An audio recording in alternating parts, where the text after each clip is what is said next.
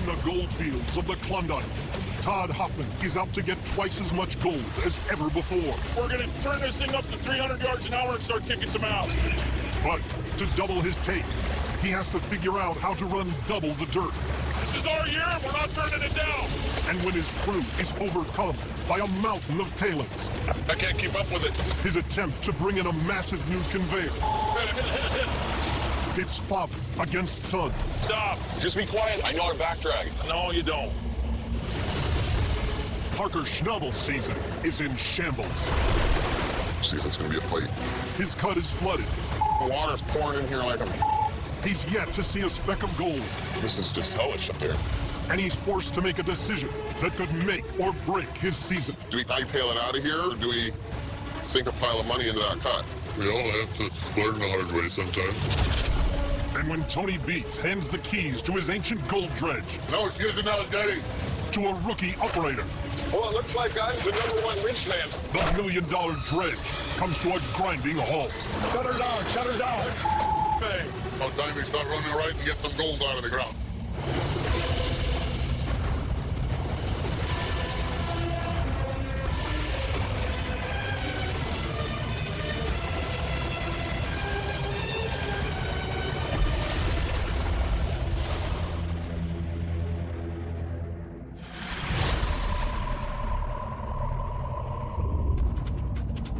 McKinnon Creek. In his 4th year mining the Klondike, Todd Hoffman has set his crew their biggest season goal yet, 2,700 ounces.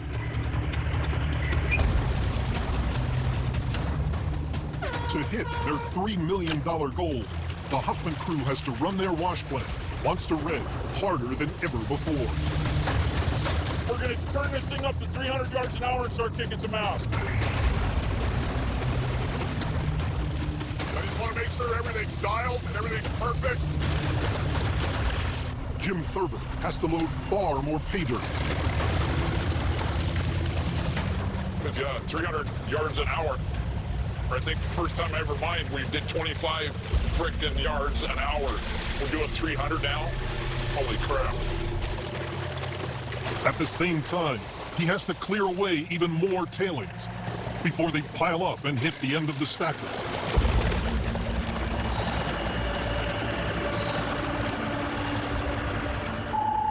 Absolutely. How you doing? How you doing? Oh, great. I'm clipped to my ass in gravel. Listen, just keep at it. We're doing fine at 250. You bumped it up another 50 yards. I can't keep up with it. Hey, just get into a rhythm. Yeah, I got the rhythm. Killed the old guy. I got the rhythm. Whatever. Hurry up. Hurry up. You got to go faster. Frickin' sick and tired of it. What are you doing? Keep going. Can't keep up with it. I gotta watch the plan. I gotta check other things. Look at freaking mountain of tailings. I'm not turning it down. So you're gonna have to just freaking do it. Trying. You don't think I'm trying? I know you're trying, but you gotta get this pile over that cliff. Get back in there and just keep going. Okay? Busting my ass. You know what? This is our year. We're not turning it down. Afraid he might have a mutiny on his hands, Todd calls the crew in for a meeting. Listen, guys, it's going to be tough. You're all going to have your doubts, okay? But guess what? We're going to win this year. We're going to conquer this thing. We're going to become true hardcore miners if we can get 2,700 ounces. That's like $3 million in gold. More gold than we've ever seen. To hit his ambitious goal, Todd needs to push his crew like never before. We got to run more dirt. I've done the math, and I'm not kidding you. It's going to take 300 yards an hour. The only way we're going to freaking make it, though, is if we're a team. You got a new face in camp, Juan. Juan's a mechanic, got a great resume, he's worked at mines. The main thing is he's a family guy like us. Juan, you're going to be working with Randy. Hopefully you guys can keep this stuff floating because we're not going to make it through the season if we can't keep this stuff running. All right, yeah, definitely. I'll work my hardest and we'll get at it. Good morning, you guys. Jack has always talked about putting gold in people's pockets, and I think this is the year. We're going to look back and go, we kicked ass, and it starts now. Definitely a really tall order. You know, 2,700 ounces is no small feat, but never been a slouch for work. So I'm here to help and in any which way I can. Hey, listen to me. I love you, man. We've been through worse things, but you got to keep up. You got to figure it out. This cannot be our bottleneck. We just can't do it, you know? I'll keep working new tailings all freaking night long. You know, I've traveled a lot of road with Thurber. I've seen him overcome a lot of things. I don't know if this is going to be one of them.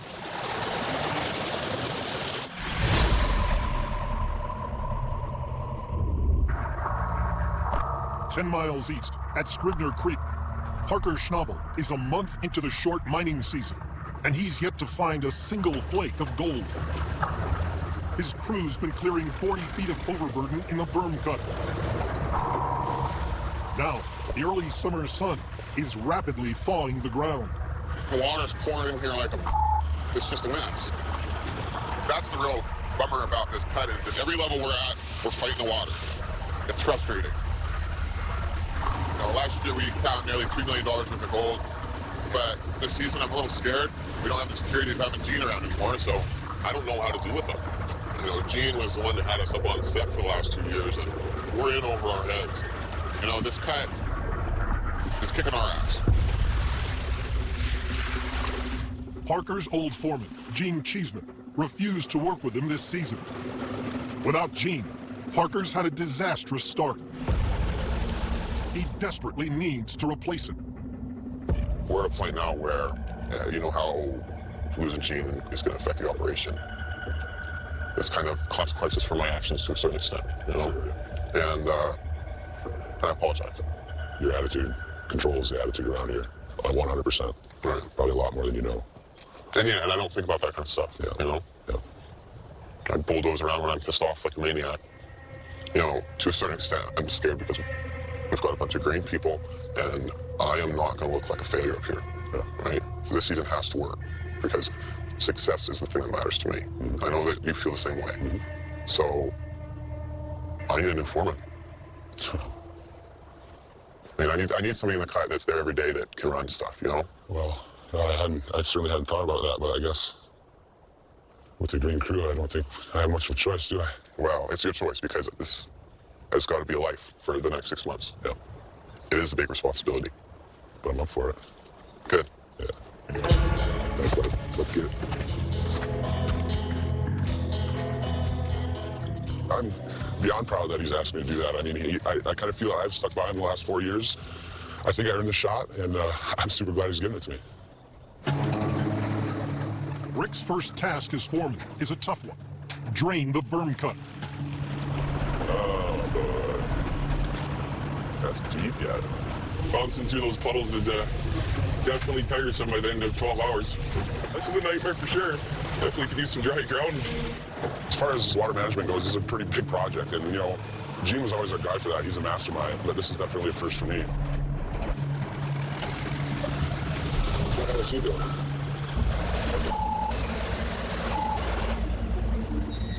Hey, I need someone to come look at this truck. It just died on me. They're losing machines to the flooded cut. I think water's an issue here. We're sucking it into, we're crossing the deep water, so it's not going very good right now. Water everywhere. Rick! We need to get the water draining. Yeah, I'm on it. We had all day to have this ready, but whatever. You know, that's Rick's job, is to manage water. What a mess.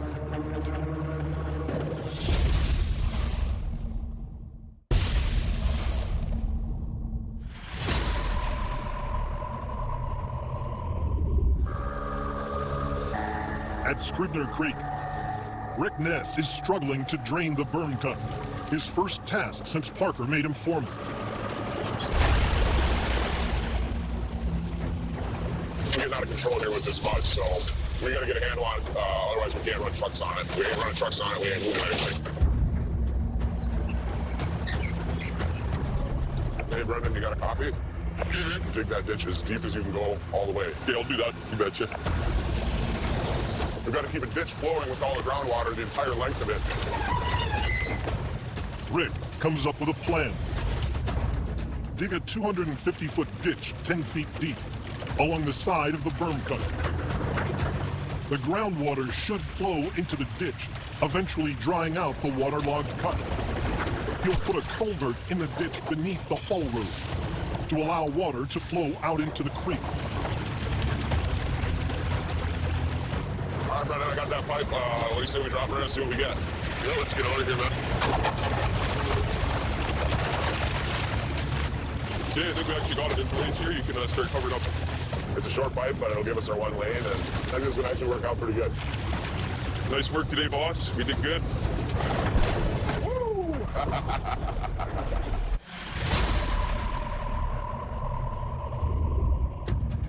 At Eureka Creek, Tony Beat's 350-ton dredge is running dirt, just like it did in the 1930s. Tony's already mined 81 ounces of gold with it, worth $89,000. But he needs a whole lot more. This season, he wants to recoup the $1 million he spent on the old machine. Come on, Gordon, make some gold there for me, will you, please? Fire it up, will you? Okay. We can make this thing pay for itself. Got water. We're in business. Okay, thanks, man. Okay. Gordon Martin worked on this dredge in the 1980s, but he's heading home to see his family, so has to train the man that will replace him as winchman, Jerry Rhodes, one of the machinists that rebuilt the dredge last year. Okay. So what's your goal here, roughly? We're going to swing it first. We'll just bring it up and let it bunt in there. Yep. Drop her down.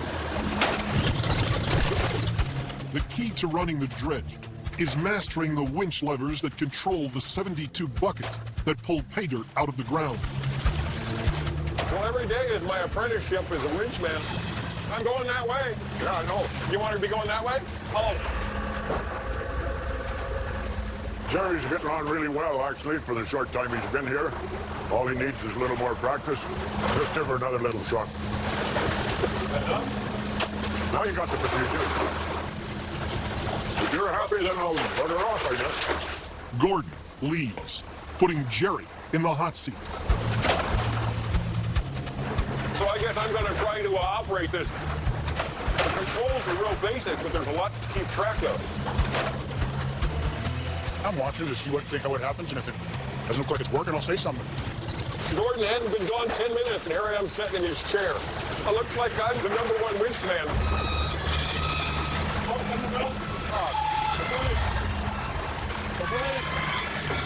Damn it! The operators forgot to break on. That's what caused it to start smoking like that. They're just made of wood, so it'll smoke and catch on fire. What is the issue, Jerry? Should have taken the brake off when we started the bucket line. Think about what you're doing. No one's ran this machine here much, other than Gordon. Brakes are off, we're good to go. Now, if I get through the rest of the day without screwing something up, I'll be pretty pleased with myself.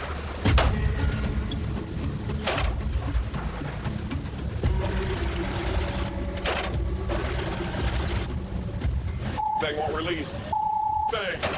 Shut her down, shut her down. Oh. What happened? I don't know. The winch just quit. What the hell are you doing, Jerry? The winch shut down. Overloaded. You're moving and winching? Yep. It's like a freaking circus around here, I'm telling you.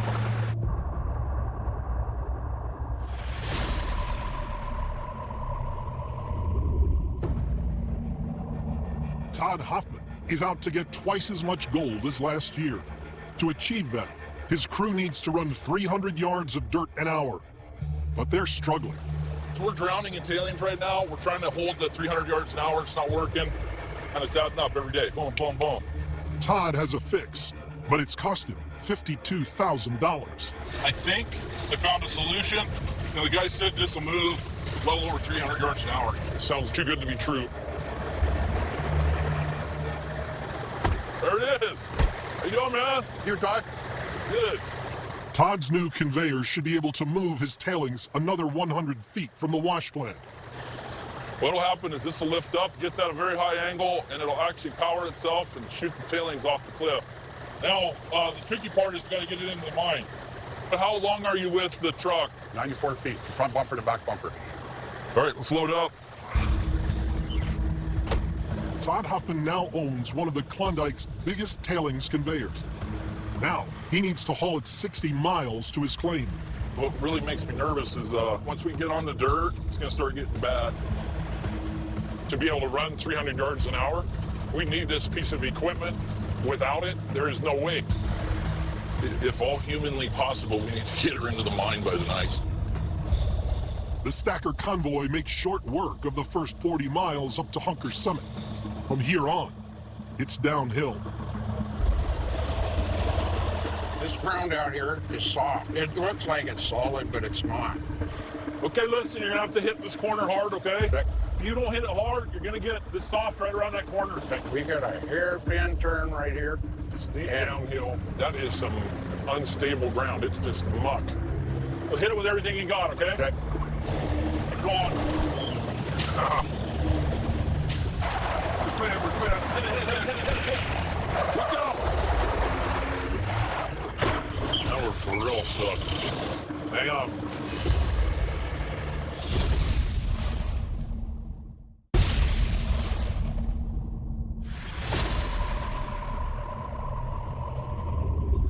Just 2 miles from McKinnon Creek, Todd Huffman's new super stacker is stuck deep in melted permafrost. Road's so soft, we stuck right up to the bumper. How bad is it? Actually, right onto the axle. We have to lift the front. Hunter, you got a copy? Yeah, we're gonna need a loader and a strap. Okay, I'm coming down there. It's really hot out, so all the permafrost underneath there is actually starting to melt and crack. You can actually see it right here. It's even oozing mud up out of there. We gotta get it out of there quick. I don't want it to keep sinking. Thawed permafrost runs right down the middle of the next 100 yards of road. Now you see that ground just pumping. And that's just me. I don't weigh as much as that front wheel. Comes Hunter. Hunter, Todd's 16-year-old son, arrives in the 34-ton loader. His first task, pack down and flatten the road's muddy center. Keep your wheels like that. Don't get in the middle. Hunter has to make sure his heavy tires don't make things worse. Easy. Turn your bucket, you got your wheels into the mud. No, not too much. Whoa! Stop.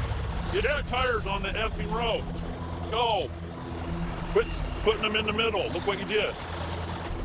Okay, I was stuck in the middle and I had to cross the road to get to the other side. I can't jump the loader. You set it up wrong. So don't say that. Your tire needs to be here. If you guys have back up, I can see and I can line up. Left a little more. Okay, right there. Stop. Put your bucket down and back drag up. Tip it up a little more, and then come down. Untip it. Tip it up. Come down. Down. Okay, just be quiet and let me back drag it. I know how to back drag. No, you don't. Holy. Keep going so you don't leave a mess. There you go. Good. What we're gonna try to do is lift this truck up, okay? Nice and slow. Roll back it a little bit. Hunter, put it in reverse. Keep your foot on the brake. Hey, both of you guys are saying two opposite things. I don't know what to do. I wouldn't look at your grandpa, I'd look at me. Ready? Go with him, Hunter, go with him. Hold up. Keep going. Yeah! We did it! I don't know, maybe I'm just being a bad dad. Who knows? He's very good on the loader, but to communicate from father to son is damn hard. Hey guys, we got a conveyor rolling into camp. I'm just glad that we got it here and it's over with. What do you mean? That's about all I think about it. I think I need a drink, Thurber. Let's do a double iced tea. I like my dad and everything, but like, just I don't work well with him, I guess. I don't know. He's bad at communicating. He's frustrating to work with, so. It's hard. Hey, sorry I yelled at you. You did a good job. You get frustrated, you know. I just don't want anybody to get hurt, that's all. You know what I mean? You did a good job, buddy. Come here. Let me get you an iced tea.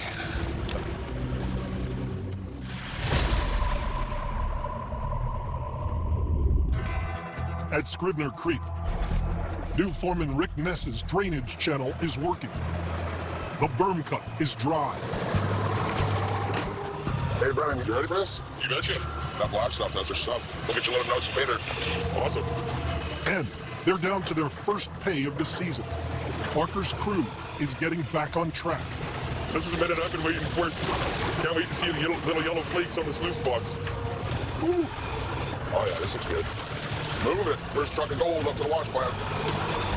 They can finally start to make money. But half the cut is still covered in 40 feet of overburden.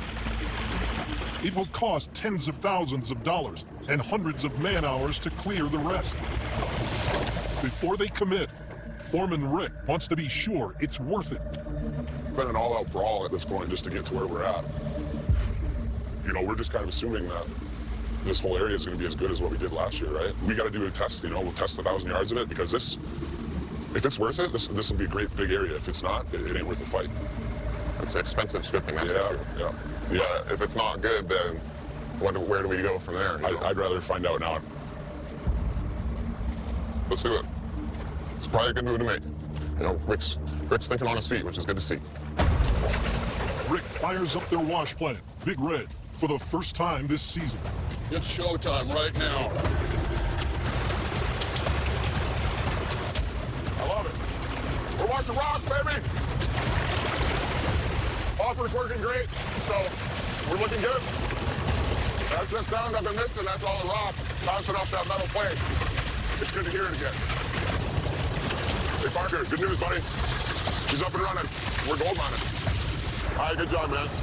Just hours after they begin their 1,000-yard test, Parker's 95-year-old grandpa, mining legend John Schnabel, arrives for his first visit of the season. No, look who's here. All right. How you doing, Grandpa? I'm so happy to be here. Good to see you. You're looking wonderful. So are you. Oh, thank you. I'll show you around. I'll hop in with you. Oh. No, things are chugging along up here. It's been tough to get up on staff. Well, I hope you hit real profitable ground this year. Yeah, we need it. Well, we're spending money like it's expiring. You can't make it, let's just spend it. It's how you feel is more important than money, really. Tell the fuel company that. John Schnabel was 12 when he worked his first job as a paperboy. He spent his first paycheck on a loaf of bread and a block of cheese for his family.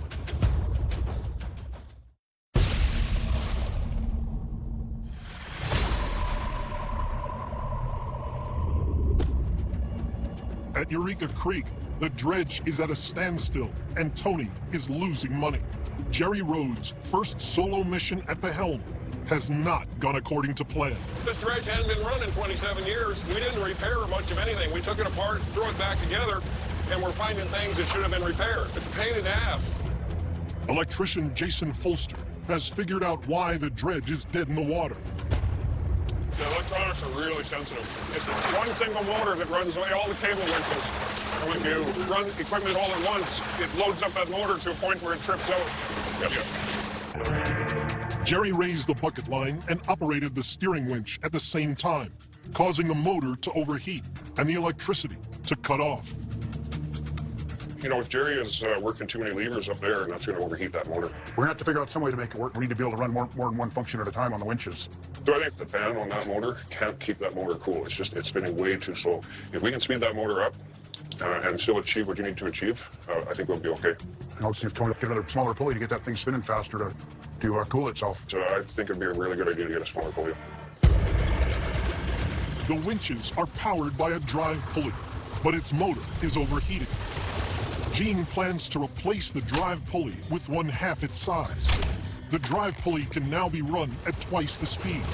making the fan go faster and stopping the motor from overheating, while the winch mechanism still runs at the same speed. Tony's just arrived from Dawson with the smaller pulley. How's it going, Dan? I got the solution here you were asking for. So I got the pulley if you want to put it on. Well, why don't you give me a hand? We'll get it done. Out of there. Get the keyway, the key. Yep. Roll it on that a bit. Your internal cooling fan wasn't turning fast enough to cool it with the bigger pulley. The smaller pulley's going to make it turn faster to accomplish the same thing. Well, hopefully that'll cure that zing, right? Yeah, hopefully. Okay, the motor's fixed now, Jerry. Go fire it up. Let's go get some gold. You got it. It's running. Doesn't feel too hot. Looks to me like this should be just fine. Right there, it's looking good. That'll be awesome. More for tank team. No excuses now, Jerry. Can't make a winsman out of you yet. Okay, that new motor is running good. Now we can kick some ass with that thing. It's about time we start running right and get some gold out of the ground.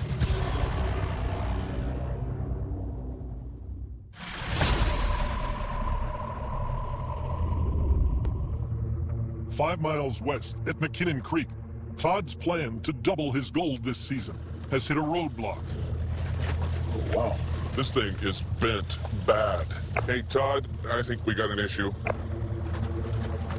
Oh, frick. The whole nose of this thing is shoved over. You notice the belt? See how tight it is here? You got like, what, 2 inches over here? Oh, good Lord. What happens if we just run it like this? The belt's going to run off center, and eventually it'll start to tear. What do we got to do? We're going to have to cut this whole front piece off so we can get in there with our tools to put it back in. Basically, we got to rebuild the whole back end of the shaker. The Hoffman's new mechanic, Juan Ibarra, is also a welder fabricator, and he has a plan. Juan's got some magic up his sleeves. Right now, we got that front plate off. We'll be able to put the hydraulic ram in between, and that way I can pull it and be able to straighten this out. The hydraulic ram produces 20,000 pounds of force. Combined with some good old-fashioned muscle, Juan should be able to get the sides of the stacker back in line. No, it's looking okay. See how it's quite a bit straighter than it was. I started, working with my dad every day after school since I'm about 8, 9 years old. Yes, I followed in his footsteps and took it a little bit further. Got a little baby girl on the way. That's definitely one of my driving factors, is wanted to make a little better living for my family. The last step, Juan welds on a new end plate. For what it is, it's really, really close. It's going to be strong. Juan has delivered. The stacker's bent nose is fixed. Looks like Juan did a good job. I think she's ready to go. It's moving, guys! Woo! Look at that, dude. That's unbelievable. Monster Red's current stacker moves tailings 45 feet from the wash plant. By adding their new rotating super stacker, the Hoffman crew can now distribute tailings in a massive arc, 145 feet from the wash plant, allowing them to run 300 yards an hour without interruption. I think we're ready to shoot some tailings over the cliff and put some gold in the box. Fire in the hole. Streets, come on! Feet to bear! It's moving, guys! Woo!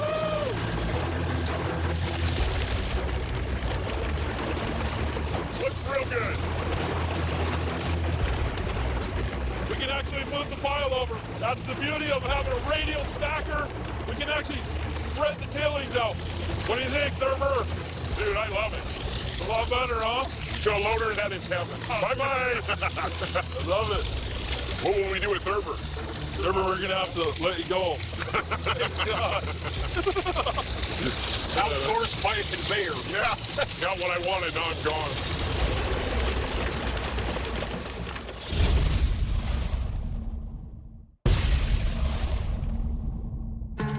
At McKinnon Creek, the population has doubled overnight. Hunter, come here to Grandma. I'm so glad to see you, honey. The miners' families have arrived for the summer. I just wanted to be a Bill Hoffman.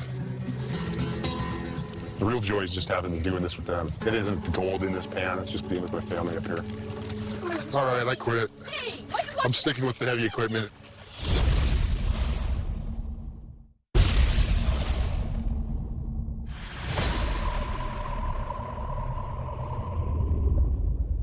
Scribner Creek. To get his rocky season back on track, Parker needs Rick's 1,000-yard test to pay off. Grandpa John and Parker weigh the gold that'll determine whether or not the berm cut is worth mining. Out of the 1,000 yards, we'd normally want, you know what, 10 or 12 ounces. Yeah. Have you seen any sign in there? Oh, yeah. Well, you know, nuggets like that, we're on to something. That's pretty nice. How's it going in here? Not bad. Yeah. It's just finishing drying up right now. Looks a light, huh? Yeah, it's hard to predict, but all right, well, let's weigh it up. To be economic, Parker has to get at least $10 a yard. This 1,000-yard test should produce at least 9 ounces of gold. With that nugget, we're at 7.1. That's certainly not as good as what we're hoping for. I wouldn't mind this result on normal ground, but this is just hellish up there. You know, that ground's a lot deeper than our average ground. Last season, the first section of the berm cut produced twice as much gold. Parker faces a decision that'll make or break his season. That's a lot of fighting for not a lot of result. Do we cut our losses and hightail it out of here on that result, or do we sink a pile of money into that cut? I'm not going to tell you how to spend your money. That's for you to decide. Yeah, I wish you would. Well, we all have to learn the hard way sometimes. There's got to be more. Yeah, I think you're right. I'm inclined to go with my gut. If it were my money, I'd go for it. I broke my own determination to shut up. Nice nugget is a pretty good signal that you can expect better recovery. Let's hope you find 1,000 of them. So we're going for it. Let's do it then. Yep. Thanks, Rick. It was a good call. Right on. My grandpa said, you know, if it was his money, he'd do it. I feel like that's going to be a good cut, but that's the risk we take, right? That's why we're up here. Gambling.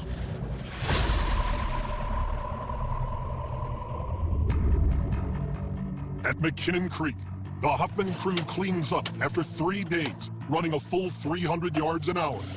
Todd's ambitious plan to double their gold haul depends on the gold in these mats. Damn, Fred! She's yellow all the way across. We're working long hours, but this year we know it's worth something, and it's fun. Other than Kevin's butt's right in my face. You put your face in my butt. My butt! You put your butt in my face! You put your face in my butt! You both liked it.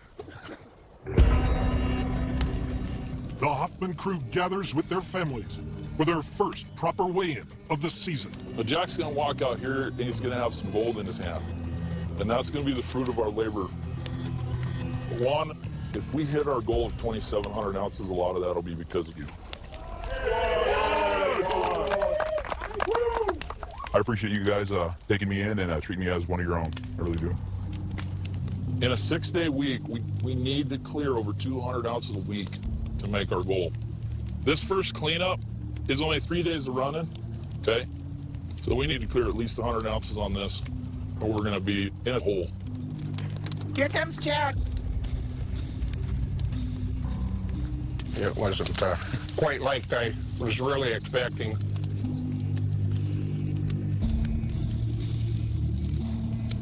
It was 140.55. That's impressive. Yeah. That's about $160,000 worth of gold we did in 3 days, guys. Yeah. This summer, we're going to go flying right past that 2,700. You think so, huh? I think so.